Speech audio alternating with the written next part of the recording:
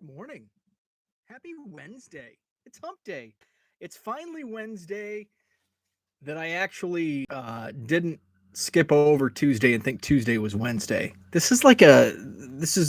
think now that I keep talking it out, it further cements my belief that Tuesday is actually Wednesday throughout the weeks. It's Wednesday. So I actually didn't have anything on my mind until about 5 minutes ago. So I'll get to that. It's about social media. I have not been on Twitter as much. I still look at it, but I'm not taking the bait. I'm not getting involved. There's so much negativity. We talk about it all the time. Herman, what's up? Herman's with us. Herman and Kin on Monday night talked about a lot of people are burned out with the hobby. I'm not burned out with the hobby. I'm having the best time with cards that I ever have. More so than the 90s, because now I have the ability to sell, which helps me buy more. So I'm having more fun than when I was a kid in the hobby. But it's the people, it's the social media. That's what's burning me out. And so I step away a little bit more, and instead of engaging more on social media, I'm pulling back a little bit because there's so much garbage. There's so much negativity that I don't want to see. So I'm pulling out. Well, I shouldn't say pulling out. I'm taking a deep breath. I'm breathing a little bit from Twitter and stuff like that. So, but there was a tweet there's actually, and there's two tweets that I want to talk about, one negative, one positive. The positive one is actually what led me to this topic for this morning that I just read just a few minutes ago, that gave me pause and gave me some light, some hope. What's up, George? Good morning. So yesterday, what did I do yesterday in the hobby? I sleeved up some more cards. I'm now getting to the point where I'm running out of like bulk cards to sleeve, which is a good thing. But I still have like 10,000 sleeves. So I have plenty of cards that I can sleeve, but it's going to be more of a treasure hunt in finding quarter cards to fill out some of these boxes. So now I'm kind of, it's giving me a brief a pause from sleeving. Now I can like sort, because right now I've got like this shelf. Oh, you can't see it. The shelf over here is a lot of like my quarter cards, and I've got the 5 boxes that I took to the card show back here. So I've just got sleeved quarter cards everywhere. I've got some in boxes on the floor that I've started to sort. So now I kind of, last night I started doing a little sorting, because I'm going to have a rookie card box. I'm going to have a first Bowman box. There's going to be a 70s box. There's going to be a non-sports box. There's going to be a football box, basketball box, other sports box. So looking forward to it. May 22nd, we did finalize our schedule for the rest of the year. I tweeted that out. Madison Card Show is coming up in 10 days, May 22nd, at the Sheraton Hotel in Madison, Wisconsin. Tables still available. Let me know if you want one. Anybody out there watching? What's up, Zach? So the rest of the year's schedule. So there's going to be, it's monthly. We are going to take a break in December just because December's kind of crazy. I don't like planning ahead in the month of December.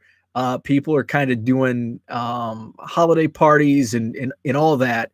So we just decided to take December off, come back in January, and we'll get the 2022 schedule later this year. But I'm excited for one of the weekends is the Saturday of Thanksgiving, which I love that weekend for the hobby, because I get Black Friday deals, on Blowout, though there were some great, people say all these deals sucked. I bought a case of 2016 Topps Update mega boxes at $20 a pop, and I opened 10 and sold 10.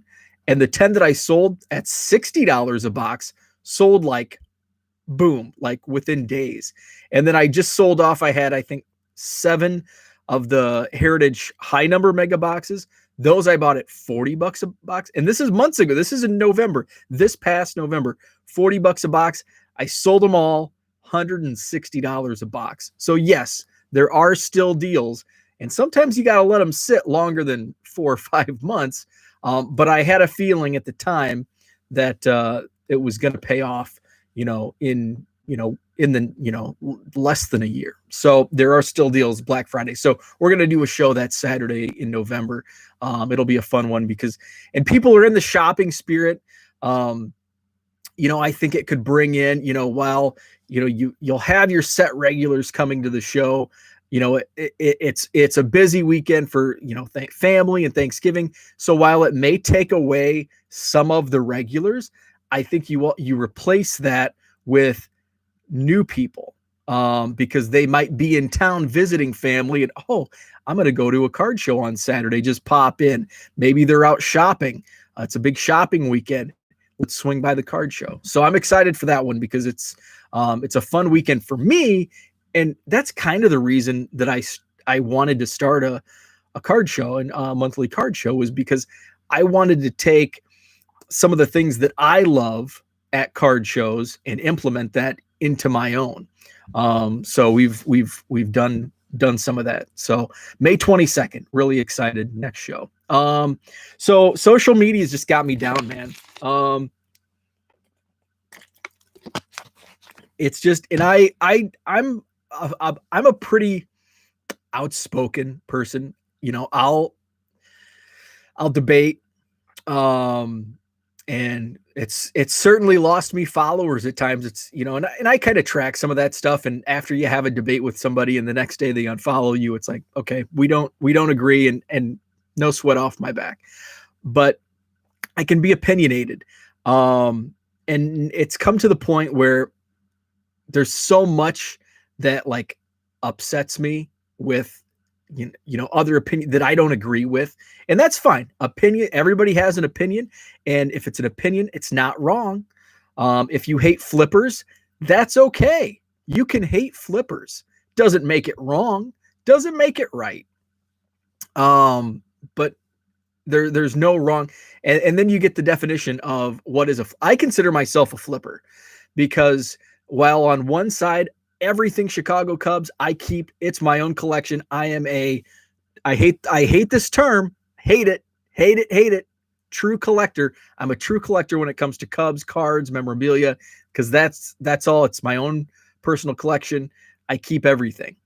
But when it comes to what I just talked about, Black Friday deals, I bought, 10, 20, or 2020 update, 2016 update, mega boxes. I bought those because I knew, I wanted to open some, and I opened half. But what did I do with the contents? I flipped them. Well, except for the Cubs. What did I do with the boxes that I kept sealed? I flipped them. I'm a flipper. And that's okay. You can be a flipper. You can be both. You can be, and I see some of these polls where, what defines you in the hobby? Are you a true collector? Are you a flipper? And you know what? You can be multiple things. And I can't remember who put the poll out. It's been a couple of weeks ago, but it's like, I'm 3 of those 4 things. And here's why. So, it's not all black and white. We all don't fit into just one single box. And Zach brings up a great point here. If people didn't flip cards, no one would ever get what they need, because everyone would sit on their own product. That's a great point. And I had that point. I think it was in the chat in Herman and Ken's show a couple months ago about somebody said I hate flippers or something like that. And it's like, I've never sold a card. And it's like, if everybody never sold a card, where would you buy your cards? So George Play spent so much negativity, and it's not the hot says I'm burned out.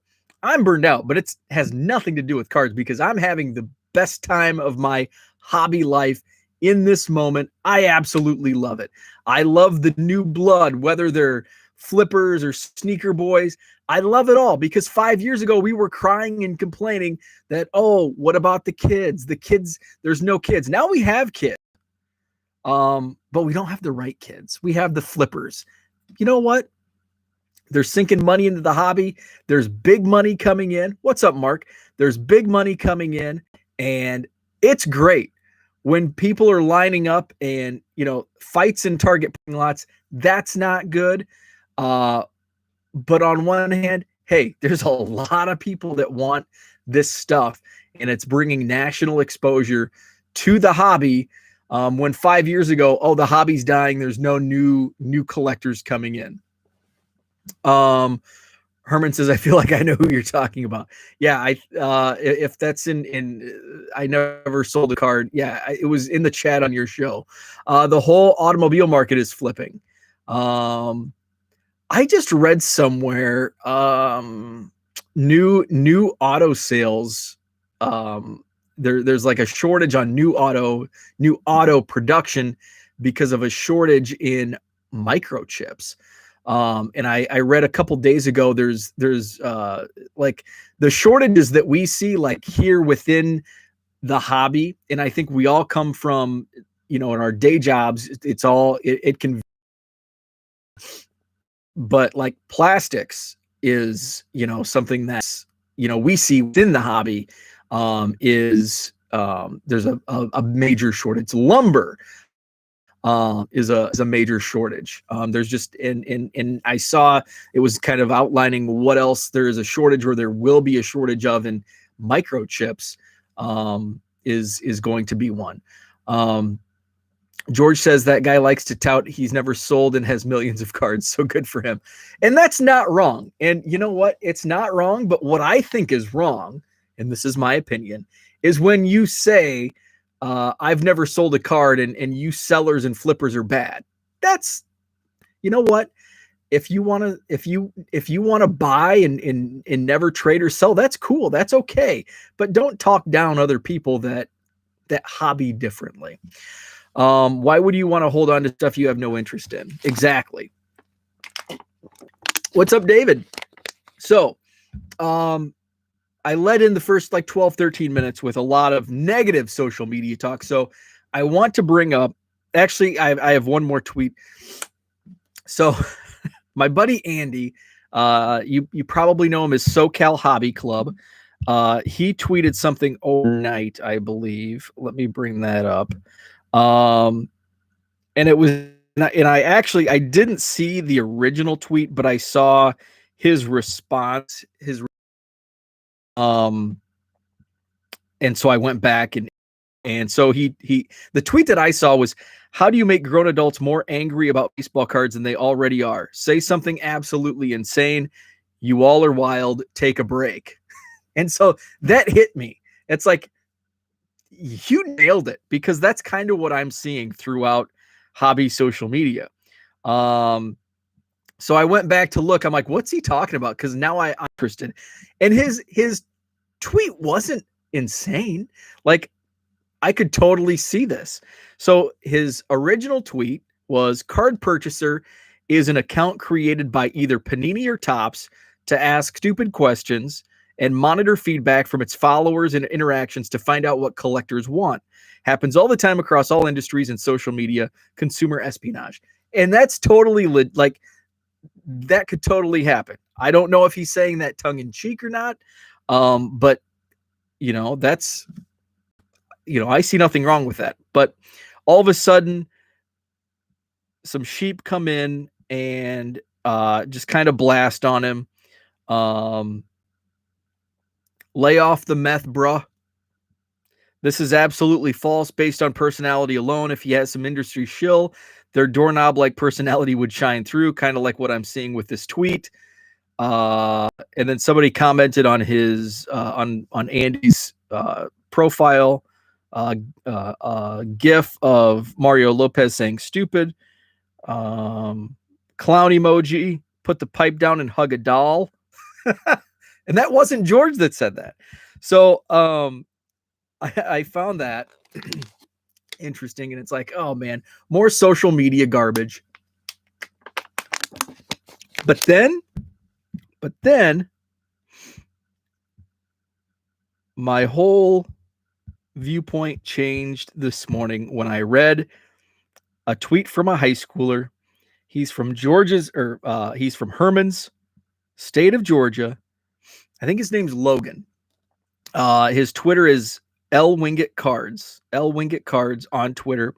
He tweeted last night, "Well, everyone, I have some disappointing news. After talking with my parents, I'm going to have to sell off my cards to pay for college. So around late July, early August, be expecting some big sales. I've been blessed by this hobby, so I thank everyone who has helped me so far." And that's super mature. He followed it up this morning with a tweet, and that's what I saw this morning. Didn't think I'd have to say it, but I'm 100% confident in my decision. I qualify for the highest scholarship possible for Georgia residents, so the only thing I'm paying for is rooming and food. I'm proud of myself for being able to help out my parents by selling baseball cards. How freaking cool is that? Like, I see so much, especially when it comes to youth, get totally consumed by the craziness and the money that's flowing into the hobby, and all they see is dollar signs, and they want to quit their jobs, they want to quit school, and they want to sell baseball cards. And it's not a good decision, because what we're seeing right now isn't going to last. So to see a teenager make this type of decision is just, it totally restored my faith in the future of the hobby, where dollar signs aren't everything. Education is. And hey, college isn't for everybody. I'm not going to, preach preach academia on anybody. But to see your future, and if it is something that's for you, and to make that decision of education over a hobby and in the dollar signs that are coming in, and I just think that's completely awesome. And I think now most of us, that I know, everybody in the chat, we're well past that high school, college age, and now we kind of look back, and I'm totally guilty of it. Don't want to speak for anybody else, but we look now at the younger generation, and we think, what in the heck are these kids doing? Kids aren't the same these days. You know what? Kids today are no different than we were when we were kids 25 years ago or 40 years ago. It's just a generational thing. Times change, but the people haven't. We did stupid things when I did stupid things in high school and college. Maybe you didn't. I did. And my dad looked at me and my friends the same way a lot of us look at the younger generation. Times have, and same can be said for their parents. When our parents grew their hair out in the 60s and 70s, and their parents, this Elvis Presley is the worst thing to happen to music. What happened to real music? Guess what happened when I was growing up? My dad said the same thing to me. This rap music, this country music ain't the same. It's not Merle Haggard or Conway Twitty anymore. Now it's Toby Keith and Garth Brooks. It's not the same. So what's up, Jeremy? So that's my thought on that. Kids that do stupid things now, they just might be they may be stupid decisions, but we made the same stupid decisions, just on a different level. We didn't have the social media when we were growing up. We didn't have some of the other platforms that they do, and same can be said with every other generation. It's just a generational thing. But going back to Logan's tweet, Herman says, that's why I listen to Apple Music and not the radio. So I'm just that I see so much of, and there's another guy that he tweets a lot, and he's out of college and has a job. He's in his 20s and just talks about, should I pay off my debt or buy this collection? And it's just like, there's so many head slapping moments that it's refreshing to see this, and that made me happy. That made my day. That tweet made my day about making the decision to sell baseball cards and and using that money to go to school, and that's a bright future. So that's all I had for today. Your dad was right on country music. I kind of like, you know what? I kind of like both. I kind of like both generations of country music. I like some of the old stuff, the classics. But I kind of like now the new stuff. I don't really get into some of the new stuff, but that's just because I'm getting old myself. But you know, I liked the early 2000s. I liked some of the Toby Keith. I liked who else was coming up? Dierks Bentley. I love some of Dierks Bentley stuff. Rascal Flatts, like that era, like early to mid 2000s. I had a friend. I have a friend who absolutely hated country music. We're in high school, we're cruising around our small town, and we're flipping, you know, setting shotgun. So I'm controlling the radio. It comes on. I don't listen to much country, but a good country song comes on, and I turn it, and he just, I mean, he's cussing and he's flipping that freaking radio switch as fast as he can. I don't want to listen to any country music. And now, like, I went and visited him. This would have been a few summers ago, and we get into his car to go get beer or whatever, and he's got country music on. I'm like, what the hell is this? I mean, he didn't just hate country music. He like threw tantrums to get that music off the radio. It was like, it made his ears bleed. And now all of a sudden he's like choosing to listen to country music. And now he goes to like Country Thunder and some of those things. And I'm not that, you know, I'll listen to it. I'm a casual country listener. Colt Ford. I've never heard of Colt Ford. Gary Allen. I like some of Gary Allen's stuff. Yeah, Dierks Bentley was really good. Loved some of his stuff. Some of Blake, not Blake. Kenny Chesney. Some of Kenny Chesney stuff I like. I love Alabama, so I love some of that older stuff. I guess Alabama's what, 70s and 80s or 80s and 90s.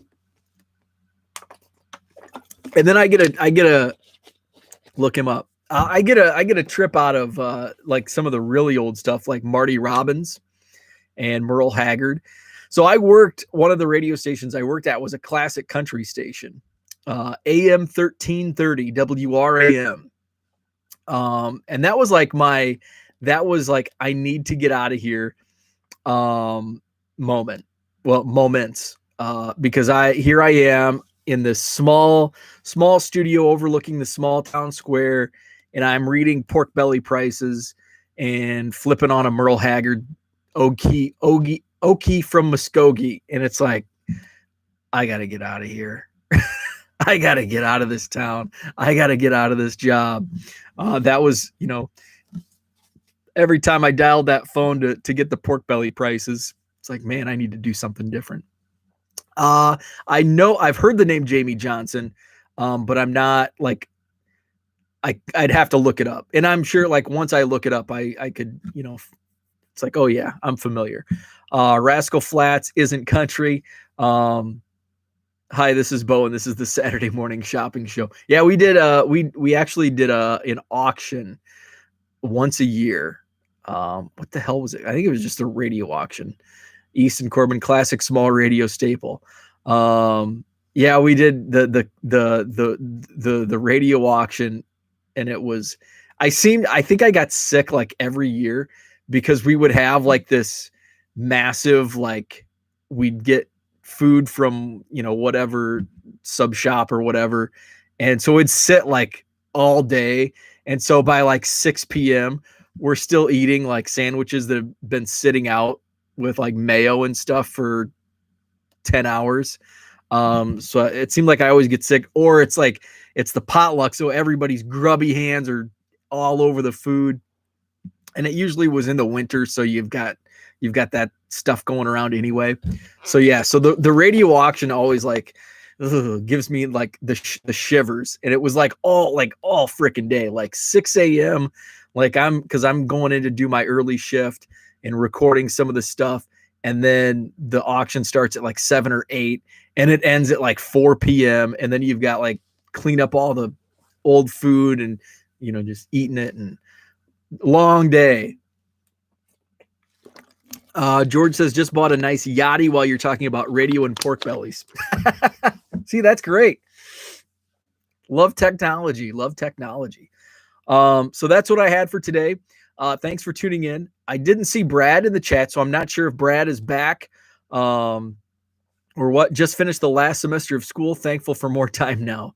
Oh, that's awesome. That is one of the greatest feelings. I had a dream last night that I was in high school. I have these weird dreams about being back in school, like waking up in a panic that I didn't register for classes.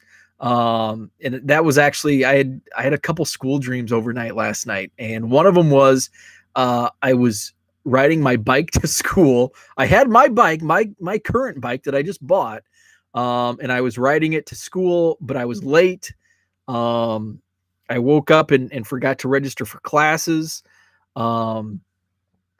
Just bizarre. But man, that feeling, the last semester of school, that feeling. Was WIUQC even a thing when you were there? So I was at Western. Yes, it was a thing. I was at Western from 2000. So I worked there and went back to school. So I went back to school when I was in my like late 20s. I was there from 2011 and then graduated and moved on in 2014. So we still, WIUQC was, I had never been there. So when I was out of high school, my original plan was to go to Blackhawk Moline campus. And then I made like a last second decision because some of my buddies were going over to the east side. They were going to Kewanee, the east campus.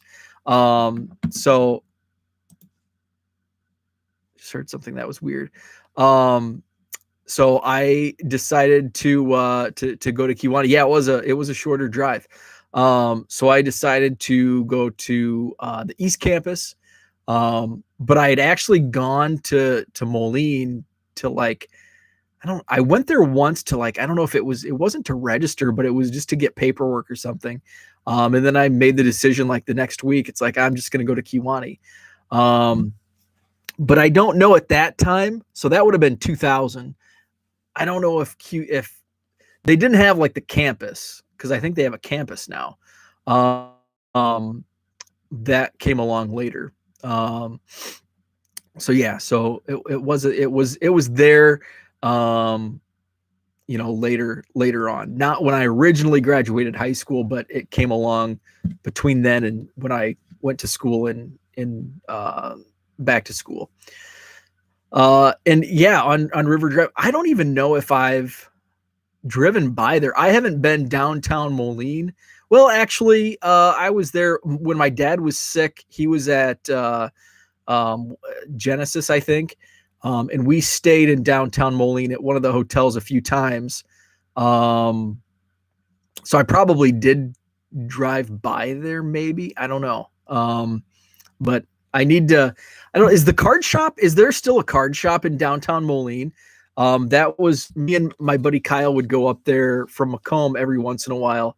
I never really bought much. I remember the last time I think I was in there was like a Goodwin Champions mini of like a random Cubs minor leaguer that was in the set for some reason.